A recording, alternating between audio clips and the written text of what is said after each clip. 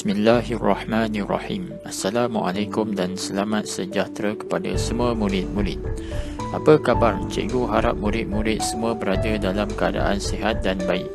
Video ini merupakan sambungan daripada video pertama di dalam bab kegravitian ini.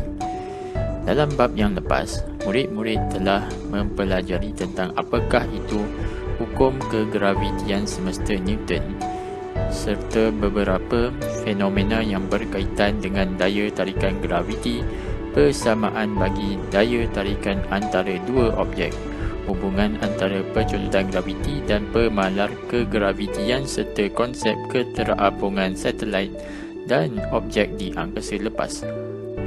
Dalam bab ini pula, murid-murid akan mempelajari tentang beberapa perkara asas yang melibatkan keadaan gerakan orbit satelit serta apa yang menyebabkan satelit tersebut kekal berada di dalam orbit gerakannya.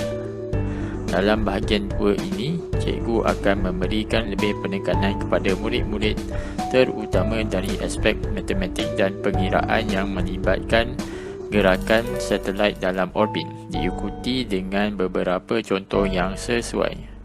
Baiklah, tanpa membuang masa, mari kita mulakan pembelajaran kita.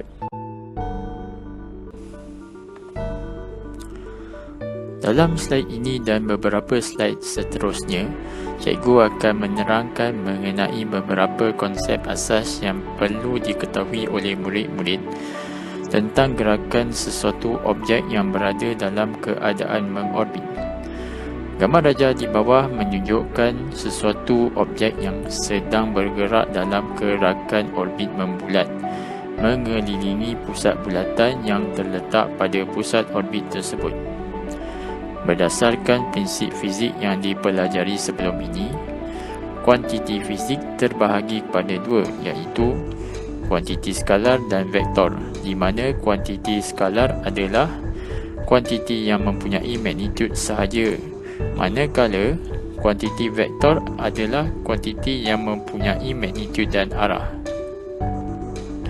Semua objek yang bergerak mengikut lintasan membulat akan mengalami pecotan memusat. Pecotan memusat adalah kadar perubahan hal laju yang disebabkan oleh perubahan pada arah gerakan objek. Arah pecotan memusat adalah sentiasa berserenjang dengan arah gerakan linear objek dan menunjuk ke arah pusat bulatan. Rumus bagi pecotan memusat adalah seperti berikut, iaitu A sama dengan V kuasa 2 per R, di mana A adalah pecotan memusat, V adalah laju linear objek, R jejari bulatan.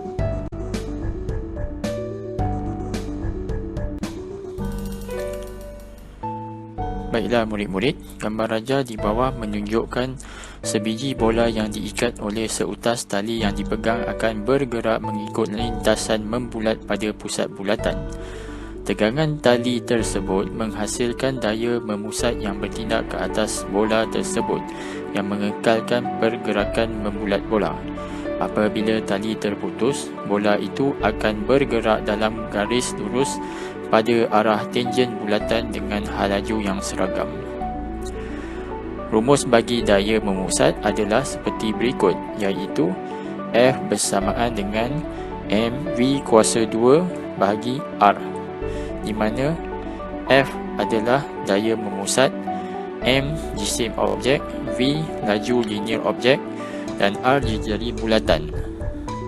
Perhatikan bahawa rumus bagi daya memusat adalah diterbitkan daripada rumus pecotan memusat, iaitu A bersamaan dengan V kuasa 2 bahagi R, dan daya yang bertindak ke atas sesuatu objek iaitu F bersamaan dengan MA.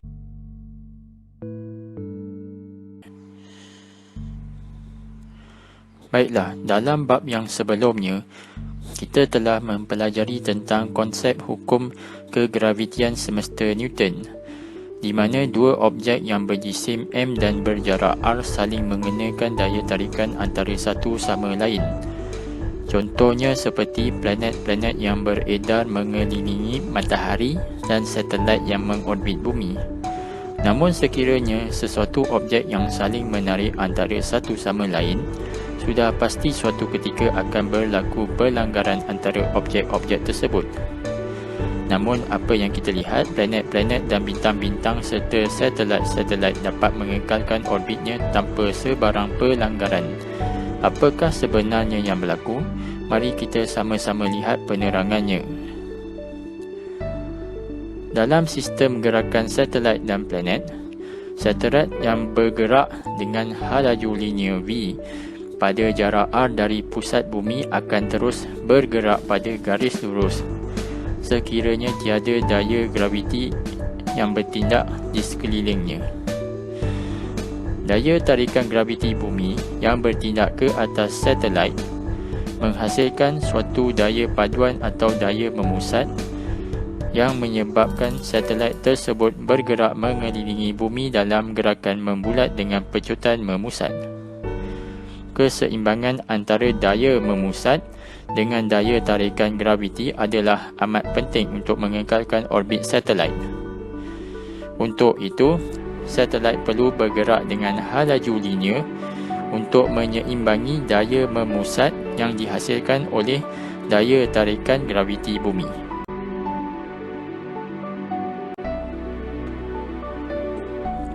Dalam slide ini, kita akan lihat berdasarkan dua rumus iaitu daya memusat dan daya tarikan yang berada dalam keadaan keseimbangan.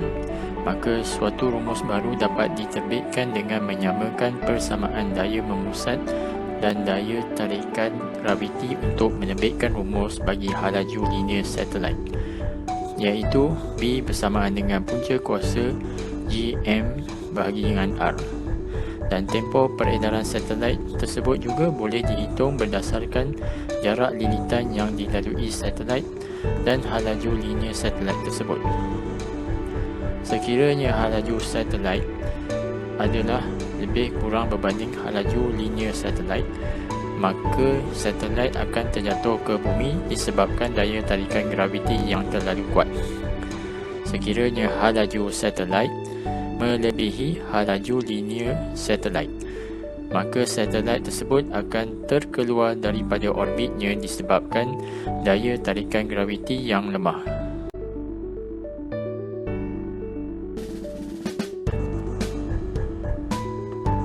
Baiklah murid-murid, untuk memahami dengan lebih lanjut, mari kita lihat contoh soalan berikut.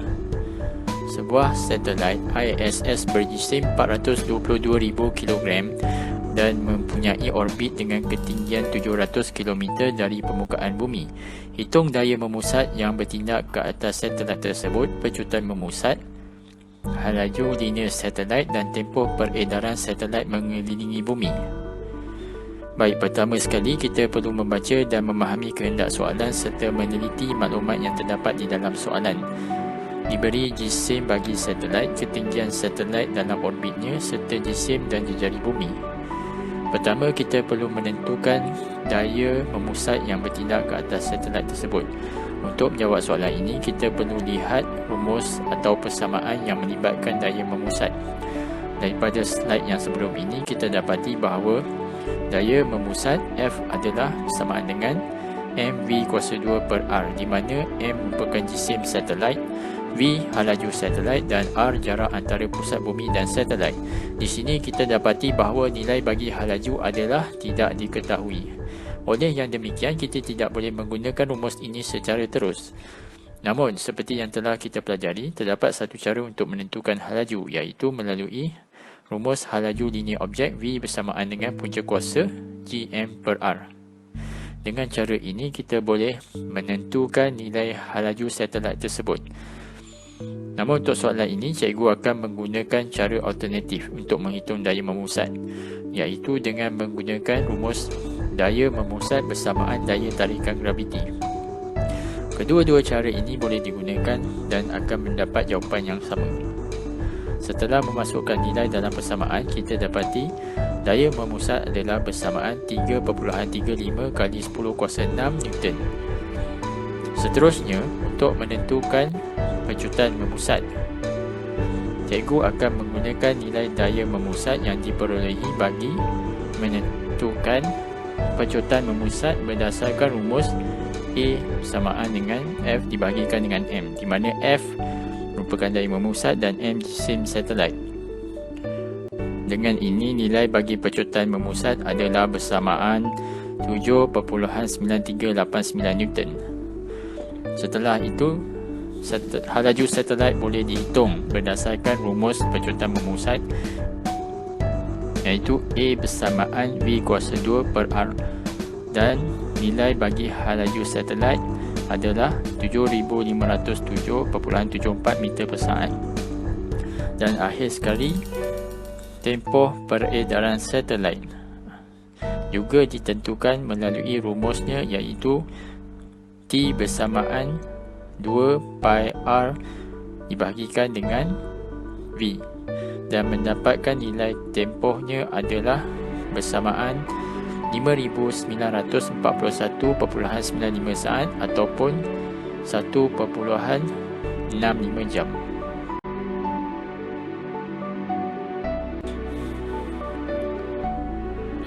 Halaju lepas. Apakah itu halaju lepas? Untuk mengetahui maksudnya, mari kita lihat penerangannya dalam slide ini. Sesuatu jasad perlu mengatasi daya tarikan bumi untuk terlepas daripada pengaruh medan graviti bumi. Contohnya, sebuah roket yang hendak dilancarkan ke angkasa lepas hendaklah memiliki tenaga kinetik yang mencukupi untuk mengatasi tenaga keupayaan graviti bagi melepasi medan graviti bumi. Tenaga keupayaan graviti bumi dan halaju lepas dapat diwakili oleh persamaan berikut. Graf di bawah menunjukkan perubahan tenaga keupayaan graviti yang dialami oleh roket apabila bergerak menjauhi pusat bumi pada sasaran R. Daripada graf tersebut, kita dapati bahawa semakin bertambah jarak roket dari bumi ke infiniti, semakin berkurang tenaga keupayaan bumi menghampiri nilai sifar.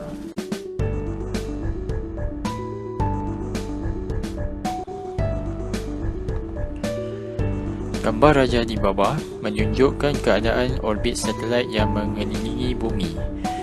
Menurut teori Miriam-Newton, keadaan orbit sesebuah objek yang mengelilingi bumi adalah bergantung kepada halaju objek tersebut. Contoh, sebuah satelit yang mengelilingi bumi mempunyai orbit yang berbeza bergantung kepada halaju satelit tersebut. Jika kita lihat A, iaitu halaju satelit kurang berbanding halaju linear, maka satelit akan jatuh ke bumi.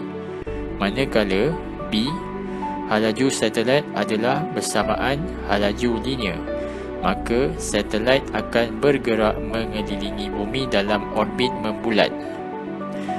C, halaju satelit adalah berada di antara halaju linear dan halaju lepas, maka satelit akan bergerak mengelilingi bumi dalam orbit elips. Dan akhir sekali, halaju satelit adalah sama atau lebih besar berbanding halaju lepas. Satelit akan terlepas dari bumi dan tidak akan kembali.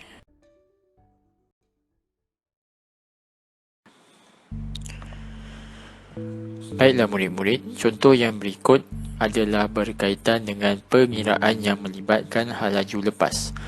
Mari kita sama-sama lihat. Sebuah satelit Joe Pegun yang berjisim 4,765 kg berlepas dari permukaan bumi.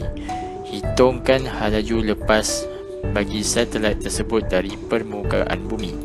Apakah halaju orbit satelit serta tempoh peredaran satelit tersebut pada ketinggian 35,800 km? Untuk soalan ini, murid-murid perlu mengetahui dan menggunakan rumus bagi menentukan nilai halaju lepas, halaju orbit satelit serta tempoh peredaran tersebut. Setelah melakukan pengiraan, kita kita dapati bahawa nilai halaju lepas satelit dari permukaan bumi adalah sebanyak 11.2 km per saat, manakala halaju orbit satelit adalah bersamaan 3,079.51 meter per saat, dan tempoh peredaran satelit adalah lebih kurang 86,101.5 saat, bersamaan dengan 24 jam.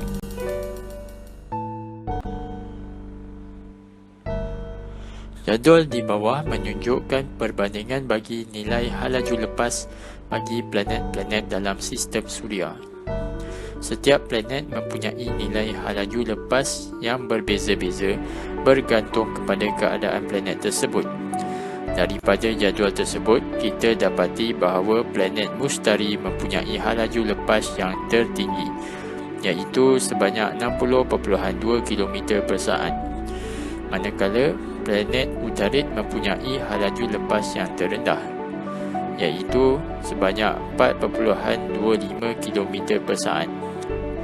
Daripada jadual tersebut, kita dapat lihat bahawa semakin bertambah nilai jisim planet dan semakin kecil jarak dari pusat planet, maka semakin bertambah nilai halaju lepas.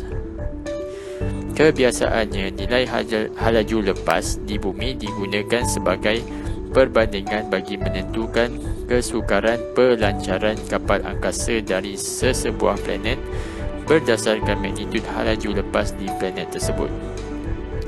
Contohnya, halaju lepas Marikh adalah 5.03 km per saat, iaitu 0.45 kali ganda berbanding halaju lepas bumi. Ini menunjukkan ianya lebih mudah untuk melancarkan kapal angkasa dari Marikh berbanding bumi. Halaju bagi kapal terbang dan molekul gas dalam atmosfera juga adalah lebih rendah berbanding halaju lepas bumi, menyebabkan kapal terbang dan molekul gas tersebut kekal dalam bumi. Okey murid-murid, kita telah sampai ke penghujung bahagian yang kedua. Harap murid-murid dapat mempelajari dan menambah pengetahuan yang sedia ada mengenai kegravitian dalam bab ini. Untuk sambungan bahagian ketiga dan terakhir, sila tekan pada pautan video tersebut. Sekiranya murid-murid rasa video ini membantu dalam pelajaran, sila kongsi dan sharekan bersama rakan-rakan. Untuk mengikuti perkembangan terbaru dalam video pembelajaran saya, sila layari laman web Dr. Arif Home Tuition di Instagram dan Facebook. Jika terdapat sebarang pertanyaan, sila hubungi saya melalui call atau WhatsApp atau email. Akhir kata, terima kasih kerana menonton video ini. Minta maaf sekiranya terdapat sebarang kesilapan atau tersalah kata sepanjang pembelajaran ini. Assalamualaikum warahmatullahi wabarakatuh dan selamat sejahtera.